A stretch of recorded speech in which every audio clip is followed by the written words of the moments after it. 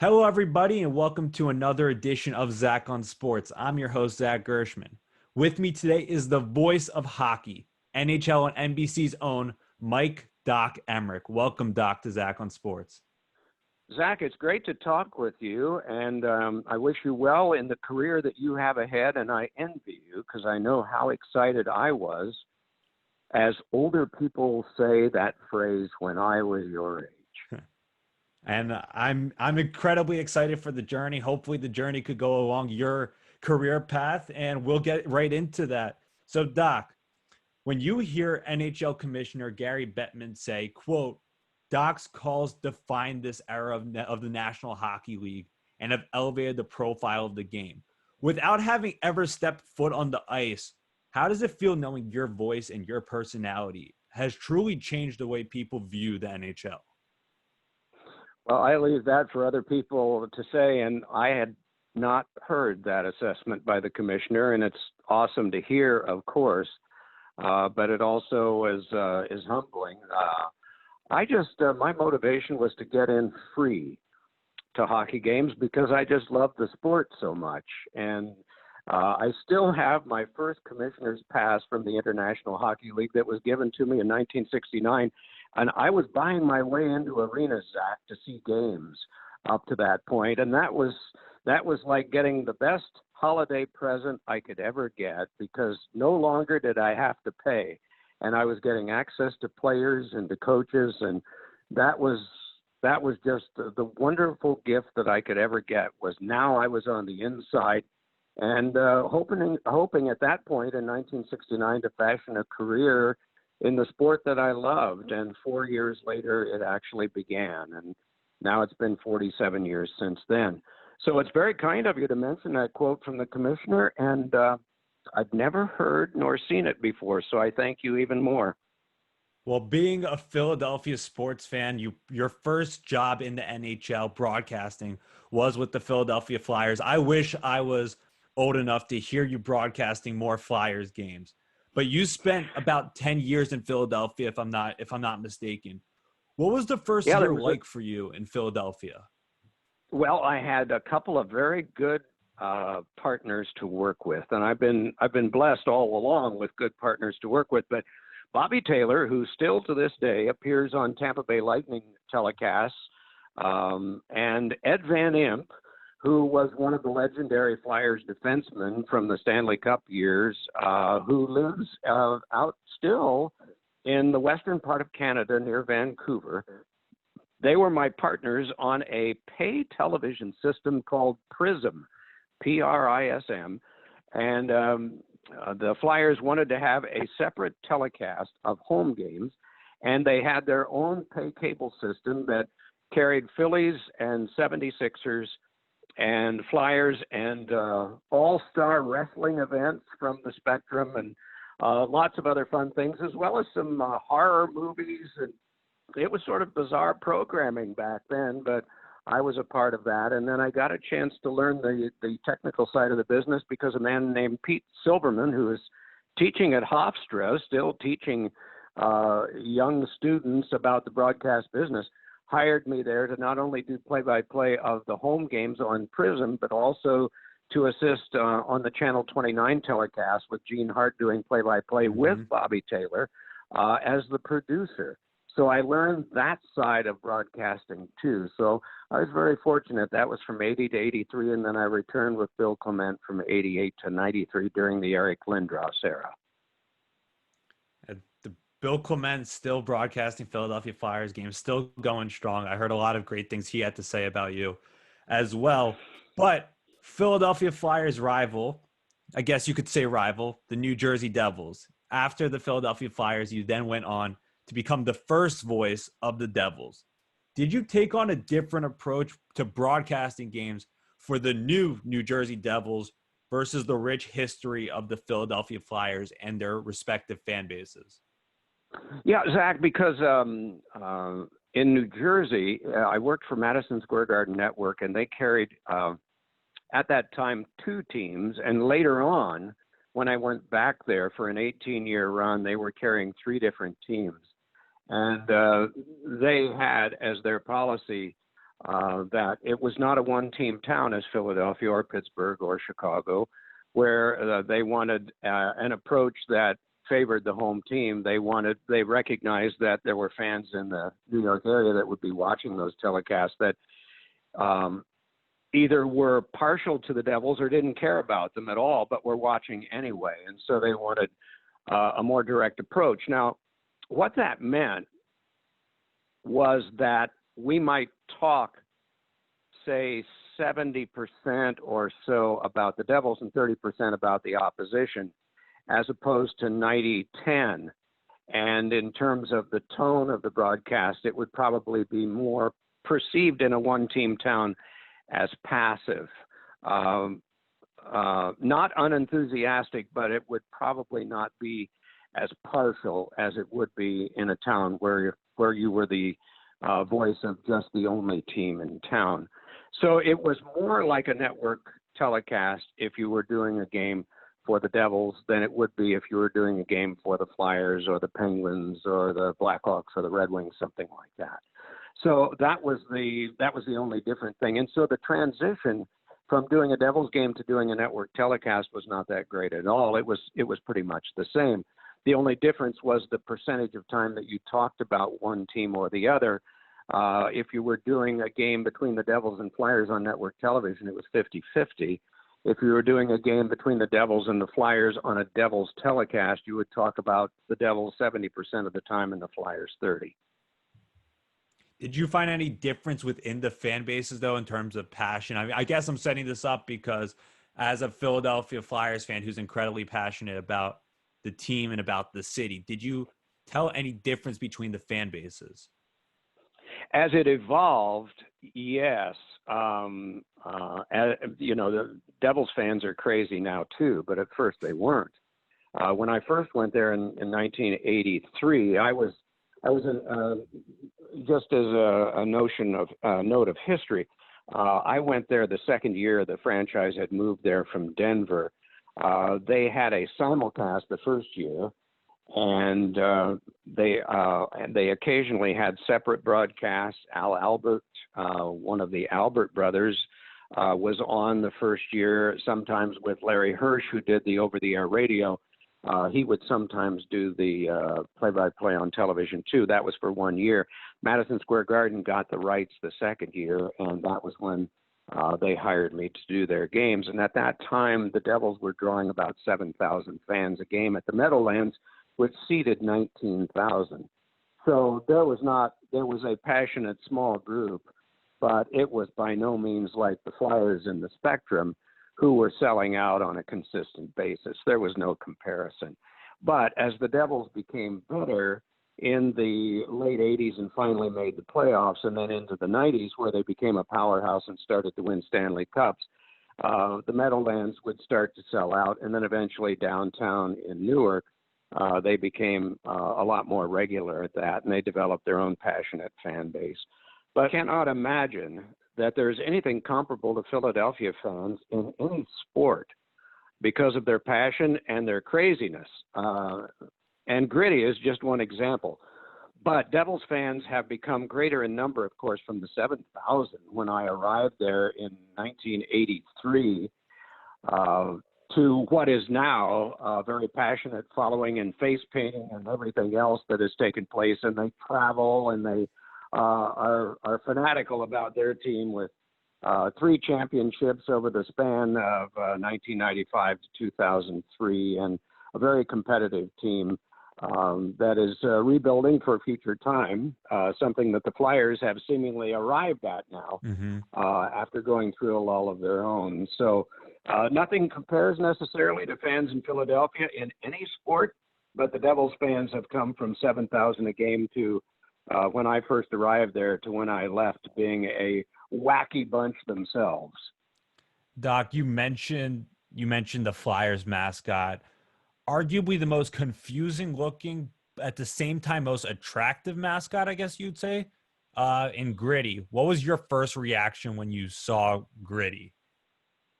Oh, it's so tired to compare him to Jake Voracek, but I thought, Jake. Yeah. No, it is kind of wild, isn't it? But it's these things are supposed to be fun. You know, I've been asked about the celebration that the Hurricanes had at the end of their games, and isn't it awful? Well, no. If people enjoy it and it doesn't detract from the sport itself, what's wrong with people having fun? So it's all a part of people having fun, and I don't have a problem with it at all. You know, one of the programs that I watched was the Ken Burns History of Country Music, and one of the statements made by one of the artists was that you never can put your foot in the same river twice. It always is changing, and it's the same way with hockey.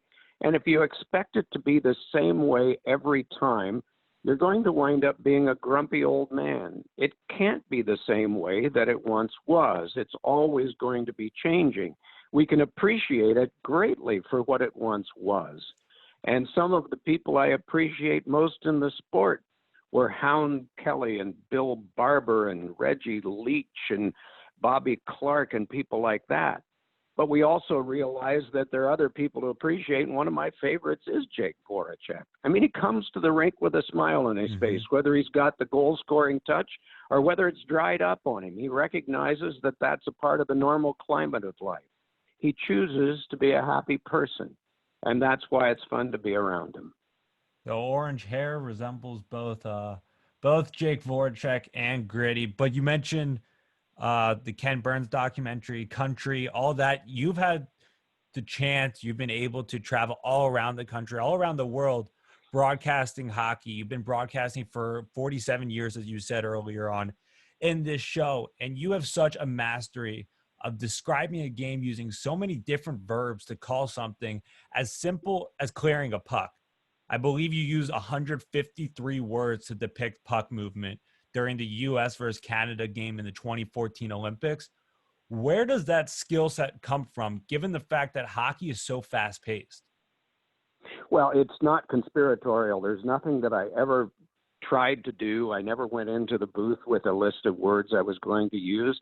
It's just how I talk. I had a fifth grade teacher that said that any word that you use 5 times becomes yours for life. She was trying to build vocabulary. And when I was in graduate school trying to break into this business, I would talk to anybody in a press box that did this for a living and ask their advice. And a man named Lyle Stieg, who actually did the Capitals for a year, but he was this longtime IHL announcer in Dayton, Ohio. He said, if you can come up with different ways of saying the same thing, because we have so many repetitive things that go on in hockey, that will probably keep you from driving people nuts. And those were the words he used. And so as a result, I tried to use a different way of saying the same thing. Dumped in from center ice, hammered in from center ice, chipped in from center ice, if that's the action that takes place. You try to use a word that at least describes it. But I didn't go up with the idea of using that night. It's how I talk. Our dogs don't understand me sometimes. I try to use simple language, but vary it a little bit so that it's not boring for people. Is there a word that you've used where you're just like to yourself, how did I even come up with that? Or how did that come out? No, I don't think, I don't marvel at myself at all. If anybody says something complimentary, I am very gracious about that, and I'm very, very thankful for it. But no, I don't. I read a lot, and that helps build vocabulary, even for somebody that's been around as long as I have. But no, sometimes the best idea is it's far better to steal a good idea than originate a bad one. And so I oftentimes will get ideas from other announcers. I'll never forget where I was. I was standing with Bill Clement outside the Hartford Civic Center at a hot dog stand. And the Whalers were playing a game inside. The Whalers are now the Carolina Hurricanes for people who are under 25 years of age. The guy selling us hot dogs, the Whalers were playing inside, and we didn't have a game until the next night there. And Chuck Caton, who was this longtime announcer that recently retired from Carolina, was describing the game, and we were overhearing it as we were buying hot dogs. And he used the phrase, "It's dumped in, and the hurricane or the Whalers go pouring in after it." And I thought, well, isn't that tremendous? And that's a great phrase for radio, but it also describes a bunch of players going in after a dumped in puck on television. And so that's one of those things that I borrowed from somebody else. Speaking of great ideas, the Winter Classic, you have said, is an incredible idea. It's an incredible event. You were the play-by-play announcer for the first ever Winter Classic, and you've described the pageantry of the Winter Classic and have spoken about how it attracts fans outside of hockey because of the bright uniforms and the weather conditions, among so many other things. Is there one particular Winter Classic or Stadium Series game, outdoor game, that stands out for you? Well, the first one probably, Zach, because, going into that, a couple of weeks before, they weren't sure if they could sell all the tickets in Buffalo. It had not been tried in the U.S. before. There'd been, of course, a college attempt at Michigan State, which had done wonderfully between Michigan and Michigan State, and Gordie Howe was there to drop the puck. And then there had been that tremendously frozen game that took place out in Western Canada where it was sub-zero. But to try one of these in Buffalo, which was the ideal place because they felt, well, everyone thinks that Buffalo has chilly, cold weather and snow. And sure enough, it didn't disappoint. There was sleet and there was snow going on. And people, because it was not necessarily the cell phones were common, but they weren't as fanatical as they are now, and they didn't have the capabilities that they have now.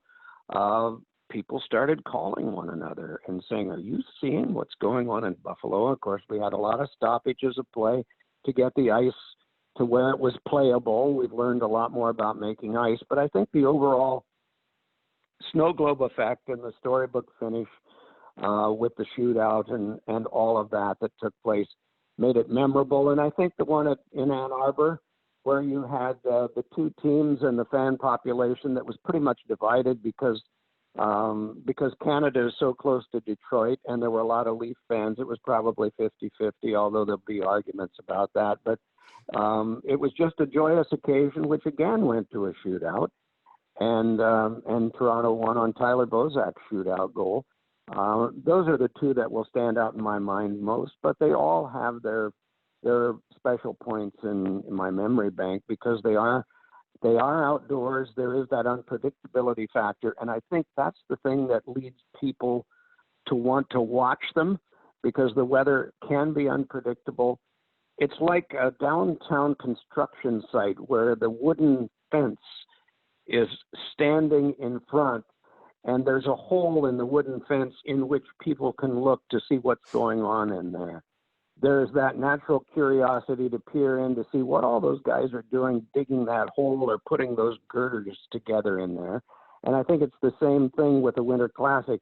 If the weather gets bad, how are they going to possibly compensate for this? Are they going to stop playing? Or are they going to somehow or other make this work? And in Dallas this year, they lost the entire ice surface on Saturday, and they were able to put it back together by Sunday night. It was a miracle that they got it together and that we actually had a game.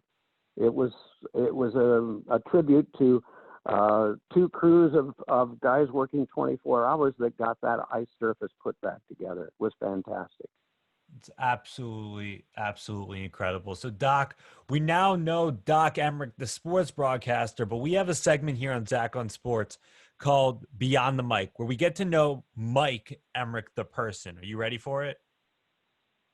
I have no idea what this is about, but I'll play along. I'm glad you will. I'm glad you will. So, Doc, or Mike, I should say for this case, your parents instilled faith and education in you, and eventually you received your PhD from Bowling Green State University, hence the nickname Doc. What did your parents think of your desire to become a sports broadcaster? Well, I remember my wife telling me that one time we were visiting them. We'd probably been married. We've been married 41 years. We'd probably been married 10. And in the early part of our life together. I'd been in the IHL, and our team was about to fold every year. And my parents were career teachers. And their lives were pretty predictable because the school board determined each year that they would be coming back.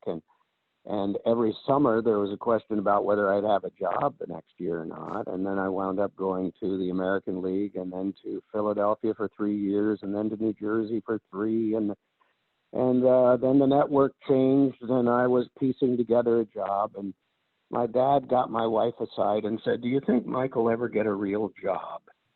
And so I think they appreciated the work that I did, and they understood my passion for it, but they also didn't quite see it as stable, at least not comparatively so to a life in education. So they, in later years, they understood that as I was getting greater chances, it was fun for me. But in the early years, they saw the hazards too. Mm-hmm. Definitely can understand that. Sports is a very unpredictable business, very unpredictable game. Speaking of unpredictable, on March 23rd, you broadcasted something that was as unpredictable as a Game 7 of the Stanley Cup Finals. Some would even say it could compare to a shootout in terms of how intense it was. You did the play-by-play of a man clipping on a windshield wiper to a car. It was absolutely amazing and unlike anything I've ever seen before. But I want to ask you, what's the strangest thing that people have asked you to do play-by-play of? Wow, that's a good question. That they've asked me to do play-by-play of is that I've been asked to record introductions to weddings. Introducing the wedding party, but that's pre-recorded. That's not live. I took part in a marriage proposal once, and that was in New York. I was to meet in a park near the UN. There was a little park there. I was to be sitting on a park bench reading the New York Times when the prospective groom was going to be coming by with his hopeful fiancée, who was a Devils fan. Ooh. And so they were going to happen upon me there, and then he would introduce me to her as the Devils announcer. Of course, she would recognize me as that. And then at that time, I would reach in my pocket and pull out this engagement ring, and it all came off wonderfully. And they have now been married, I think it's 4 years. So the whole thing came off as he had suggested. She said yes, they were married, and it all was. That's probably the most unusual thing I've been involved in. Doc Emrick creating magic on the ice and creating magic in life. All right, Doc, we're gonna go right into the rapid fire here. 3 quick questions. So, NHL overtime or NHL shootout? Overtime. Favorite Pittsburgh Pirate? Bill Mazeroski. And finally, Primanti Bros or Philly cheesesteaks?